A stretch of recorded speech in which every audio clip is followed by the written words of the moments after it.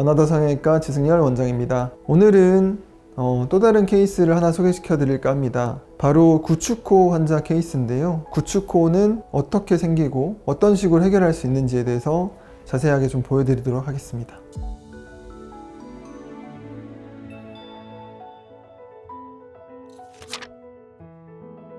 사실 구축코는 일반적으로 코 수술을 한번 하신 분들에서 발생하는 부작용 중에 하나인데, 어떠한 원인에 의해서 코 안에서 염증이 생겼을 때 이 염증을 해결하지 않고 유지를 하다 보면은 그 염증이 점점점 그 실리콘 주변에 있는 캡슐을 수축을 시켜서 코가 들리고 단단하게 만드는 경우를 말합니다. 환자분 정면 사진입니다. 정면에서 보시다시피 코끝이 들려 있는 상태로 비주가 쏙 들어가 있고 콧날개는 양쪽으로 내려와 있는 모습을 볼 수 있습니다. 언뜻 봐도 콧구멍이 너무 노출되어 있는 모습을 관찰할 수 있습니다. 이분 같은 경우는 19년 전에 코 수술을 진행을 하셨는데 본인도 코가 점점 들리는 것을 모르고 지내시다가 내원하신 케이스입니다.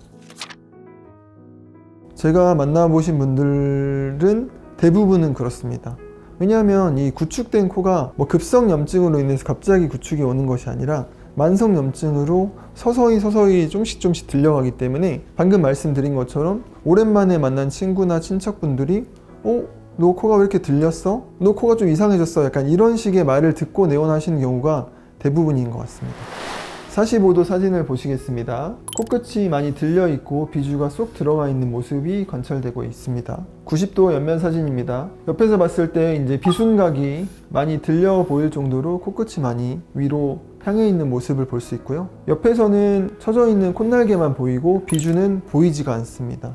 비주의 퇴축이 많이 심해져 있는 상태를 볼 수 있고요. 하지만 이제 코의 실리콘은 그대로 남아있기 때문에 콧대의 높이는 어느 정도 유지되어 있는 모습을 관찰할 수 있겠습니다. 자, 밑면에서 본 사진입니다. 밑에서 봤을 때 비주가 약간 오른쪽으로 기울어진 모습을 볼 수 있고요. 콧구멍의 비대칭도 관찰됩니다. 마찬가지로 콧날개가 오른쪽보다 왼쪽에 더 처져 있는 모습을 볼 수 있고요. 이분 같은 경우는 비중격도 많이 휘어 있고 콧구멍 비대칭도 보이지만은 얼굴의 좌우 비대칭으로 인해서 전반적으로 왼쪽에 있는 골격이 조금 더 낮은 그런 안면 비대칭도 관찰할 수 있었습니다. 이분의 수술 전 CT 사진을 보도록 하겠습니다. CT에서는 이렇게 명확하게 실리콘이 관찰될 수 있죠. 기존에 들어가 있던 실리콘은 4mm 높이의 실리콘이 들어가 있었고요. 옆에서 봤을 때 이렇게 CT에서의 실루엣을 보더라도 코끝이 좀 들려 있고 비순각이 많이 높아져 있는 것을 볼 수가 있습니다. 밑에서 본 CT 사진입니다. 아까 밑면에서 본 사진처럼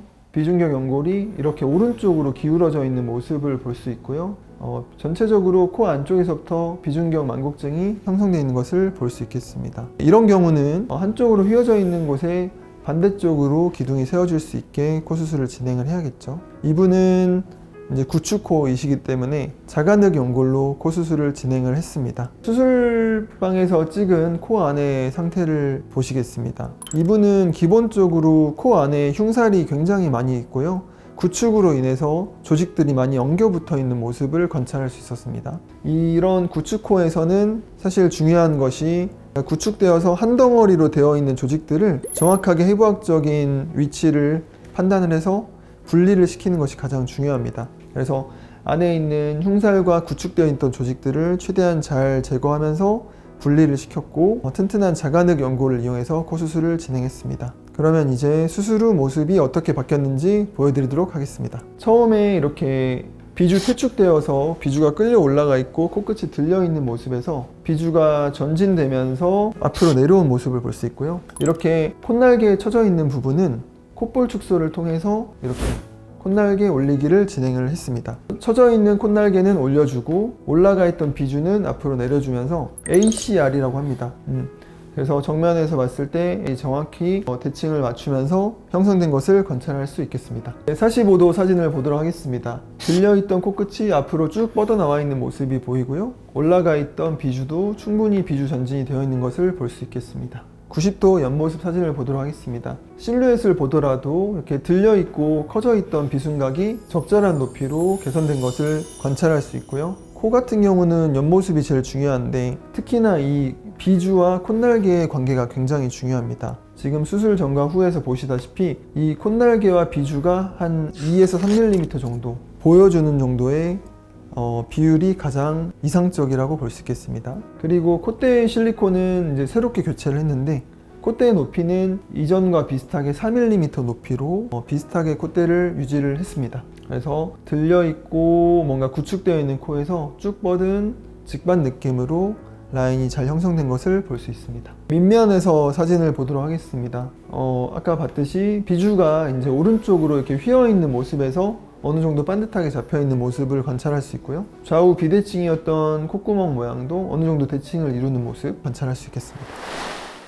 구축코는 굉장히 어려운 수술이다, 이렇게 많이 알려져 있습니다. 실제로도 구축코 케이스는 굉장히 어렵습니다. 그 이유는 아까 앞서서 말씀드린 것처럼 조직들이 굉장히 단단하게 한 덩어리로 뭉쳐 있기 때문에 이들을 분리해내기도 쉽지가 않고, 분리해낸다고 해도 그것을 버틸 만큼 튼튼한 연골이 있지 않는 이상 다시 수축될 수 있기 때문입니다. 그래서 구축코를 해결할 때 이 두 가지만 기억하시면 됩니다. 첫 번째는 날개 연골의 완전한 박리, 두 번째는 튼튼한 기둥.